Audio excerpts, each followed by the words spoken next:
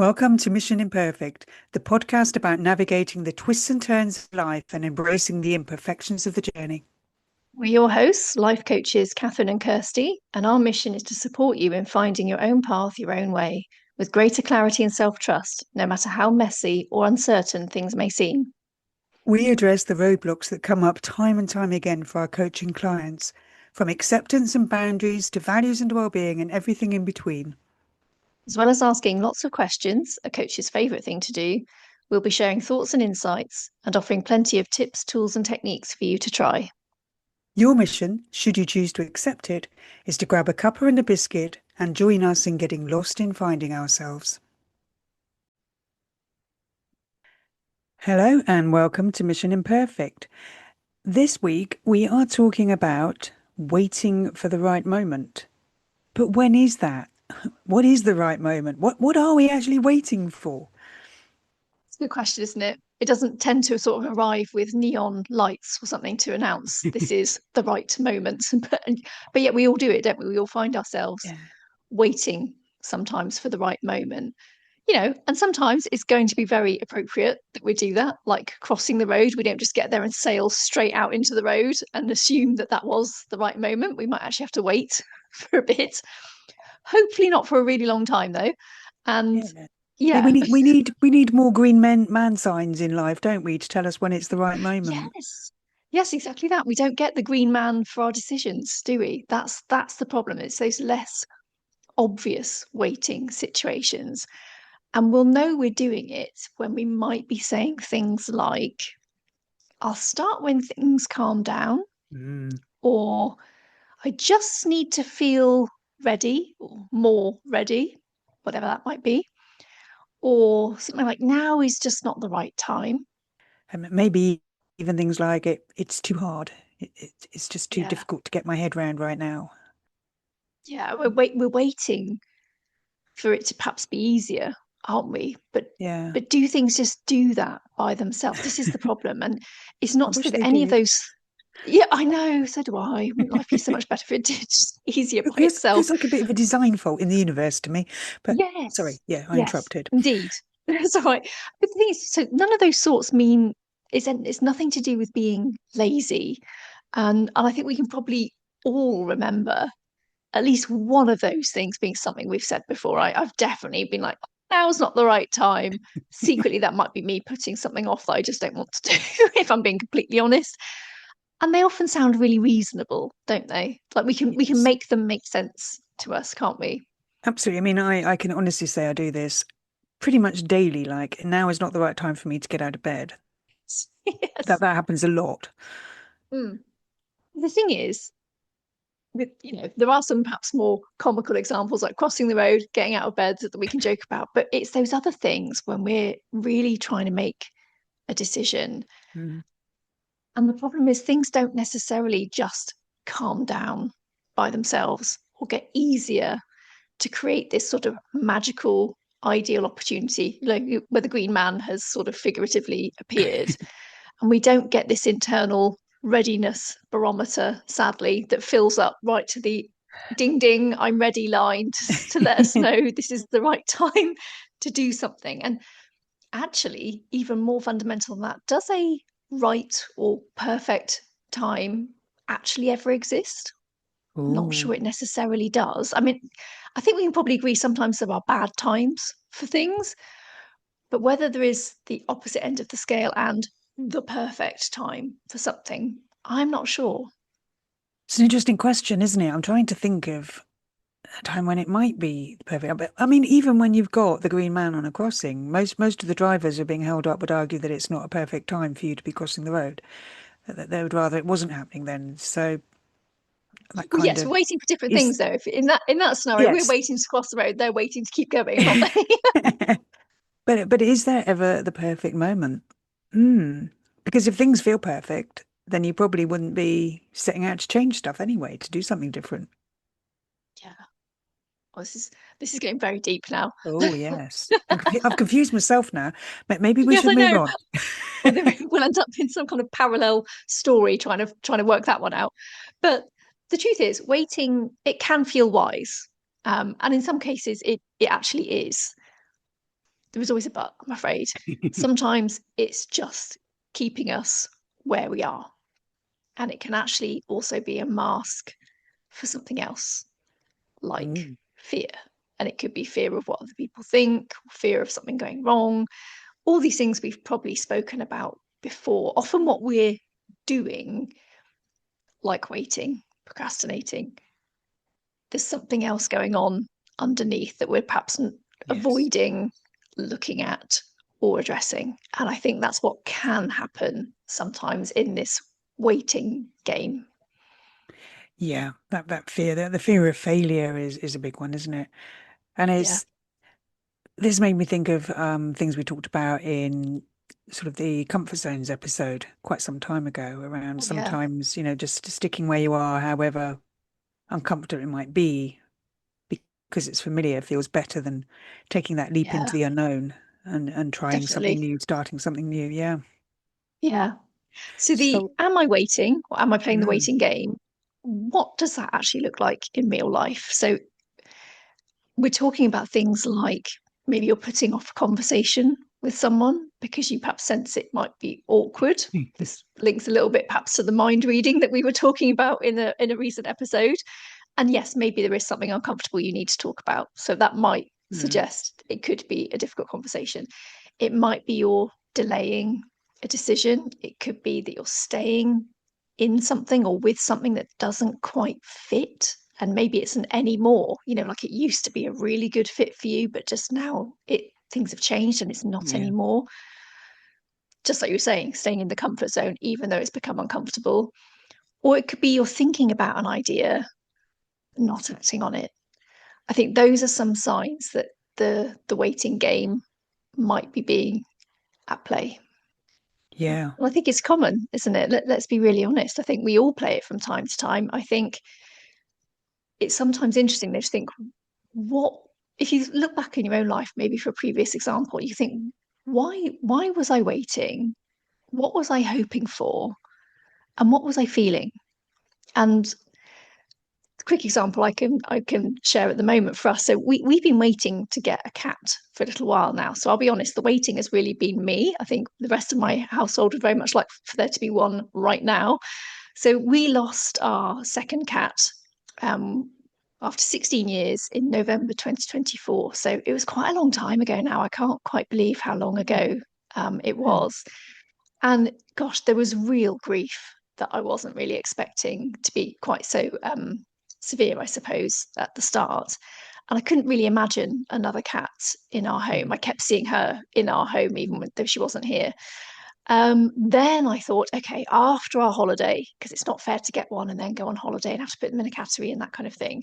And that seemed fairer. Then I thought, oh, once my work arrangements with me and my husband have settled down and we know what our whereabouts look like, that'll be the right time. That'll be fairer. And I realized this could just continue. There's always going to be perhaps something else on the horizon that I'd think now isn't hmm. the right time to get one. But the truth is, we all really want one again in our lives. Yeah, And so hopefully that wait will be over very soon, which my daughter is very pleased about. So that's just a quick example of how the waiting game can suddenly stretch further than you think. And sometimes I think the longer it stretches on, the harder it is to maybe draw it to a conclusion. definitely. Yes. I mean, with a coaching hat on, I'm very tempted to ask you, what are you going to do about getting that cat and when, and get you to put it on record, and your daughter can pay No, me later. But that's right. Oh no, I'm actually more than happy to answer that. I oh, am go for it. registered now with some local rehoming places, and I continue to look to see who's coming up for adoption because obviously we do want to adopt from a rehoming. That's where Oh, my that's two nice. Yeah. ones came from originally. Obviously, many it was all the way back in 2009 that we got them. When we lived in Kent, so obviously it's a different scenario now here in Devon. But there are some places they do fantastic work, and yeah, a rehoming centre is definitely where we want to go to get our new family member. Oh, exciting. So you're registered. Yes, Well, we look yes, forward to an update on that. I know. Yes, but maybe I'll bring them on the camera hopefully if I can next time. Oh, yeah, But go see if for they'll it. do a meow or something. Yeah, we really need them on the microphone. You have to train them to talk. Yes, yes. Okay, yeah, Yeah. we'll do. problem. No problem. Yeah, yeah. I mean, there was. I think everybody can relate to that whole waiting thing. I mean, I had an example that was ongoing for quite some time until recently, and that was around leaving a volunteering role that I've been in for 7 years. And although it was volunteering, it was a significant and regular commitment that was required. And going back to what you said about um, staying in something that doesn't quite fit and how it used to be a good fit. I mean, for most of the last 7 years, it has felt like an excellent fit. I've loved doing it. But just changes in life, personal and working life, changes in the organisation I volunteer for, things like that. I've just felt for a few months now that I've had less headspace and energy for it, and I've not been enjoying it in the way I used to. But because it's meant so much for so long, those feelings of something needs to change, should I step away from it? Should I reduce the responsibilities I've got? Should I just leave? Should I take a sabbatical? All these things have been going round and round my head for quite a long time now, and I've been, momentarily I'm at one end of the scale with the yes, I'm going to leave, and then no, no, no, I'm going to stay. I'm going to keep doing everything. Oh, maybe I'd see if I can cut back.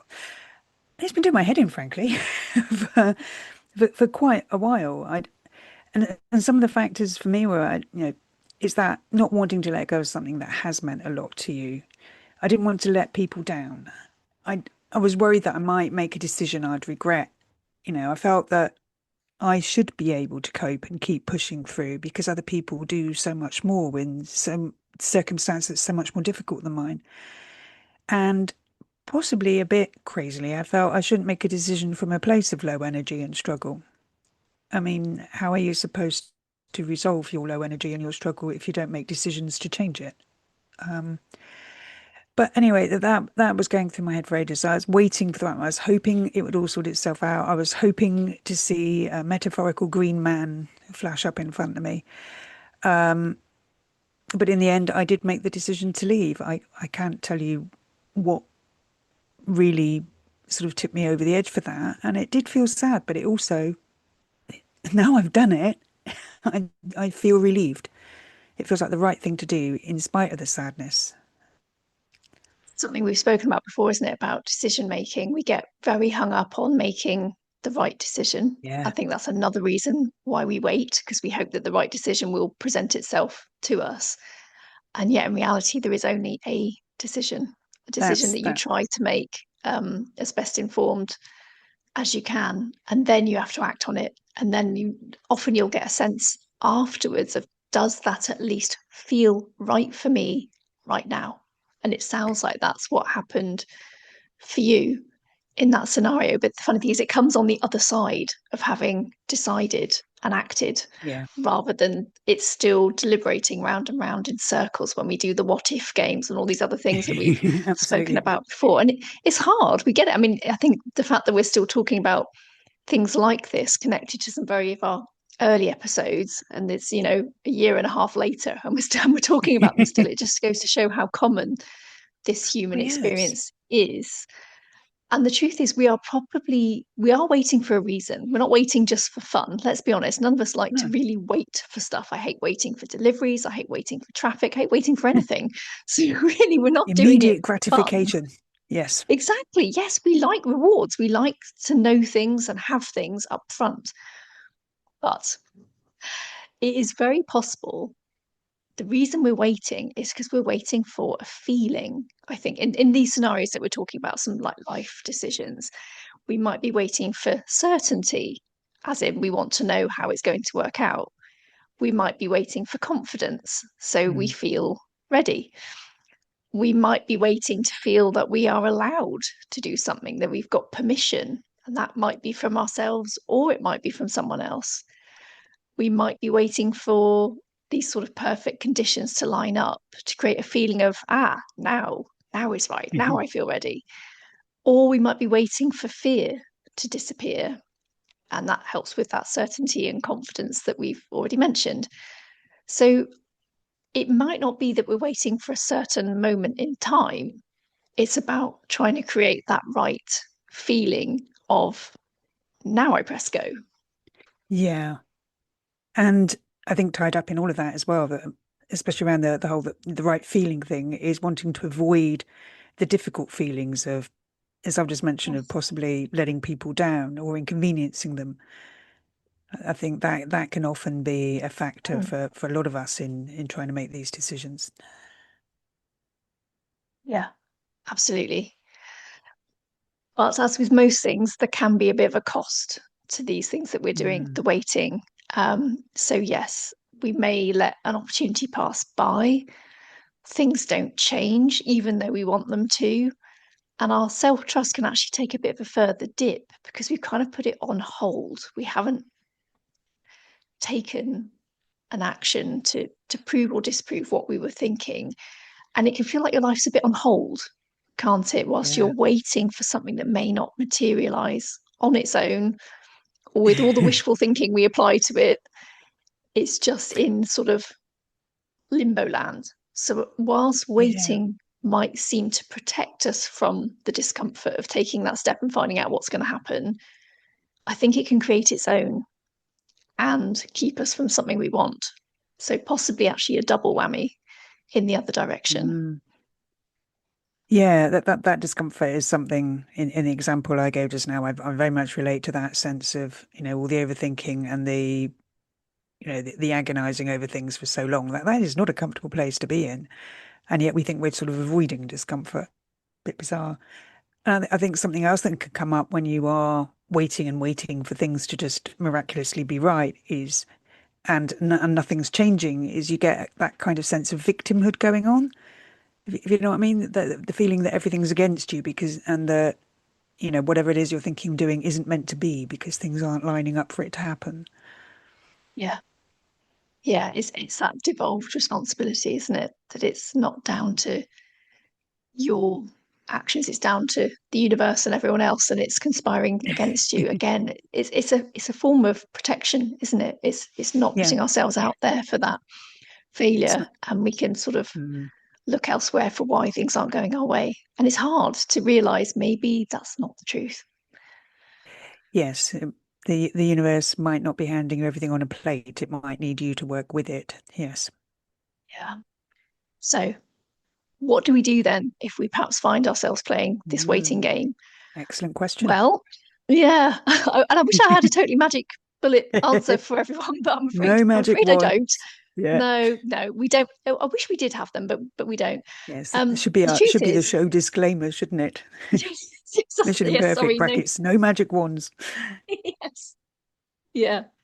The thing is, this right moment idea that we've perhaps created, I think if we can accept it might not arrive fully formed, it's far more likely to be a bit imperfect and messy. But Hmm. I actually quite like that, being the very imperfect and slightly, not like literally messy, but in an imperfect kind of way person that I am. I actually find that quite reassuring. It means, Yeah. I don't have to be perfect either, and neither is life. So I think that in itself is a quite helpful realization. And then there's this thought that, do we find readiness, or do we have to perhaps build or Ooh, create it instead, or at least work towards it, increase yes. that sense of maybe now I can give it a go. Not now is the right time. Maybe now I can try this. I think that's a much healthier way of looking at it. And we know all this stuff isn't necessarily easy. And we're not going to say something like, feel the fear and do it anyway. I think we've Oh, even said that before and cringed on one of our other episodes yes. because that's quite, it's making a point. I'm not totally anti it, but I think it's quite bulldozery, if I'm honest. It doesn't really seem to Yeah. get to the root of things. It's not quite, we're a bit more gentle, aren't we, here at Mission Imperfect? It's not the sentiment I object to. I think it's the phrasing of it just makes me feel cringy. As if, Yeah. don't give yourself a chance to think, just push yourself into it. Well, no, actually give yourself a chance to think and then make the decision about whether it's Yeah. the right thing or not, and then take action. But yeah, it's just bulldozery is a good way of describing it. I'm not sure if bulldozery is a word, but I think it definitely No. should be. But we like to invent our own here, don't we? We In our own do. I imperfect like way. bulldozery. Mm. Yeah. And the truth is, as we've also identified in many of our episodes, we're far more likely at Mission Imperfect to be thinking, what's a good question here? Because questions will always give us some good insights. So if there Yeah. is a fear, instead of feel the fear, do it anyway, it's more likely that we might say, well, what is the real fear here?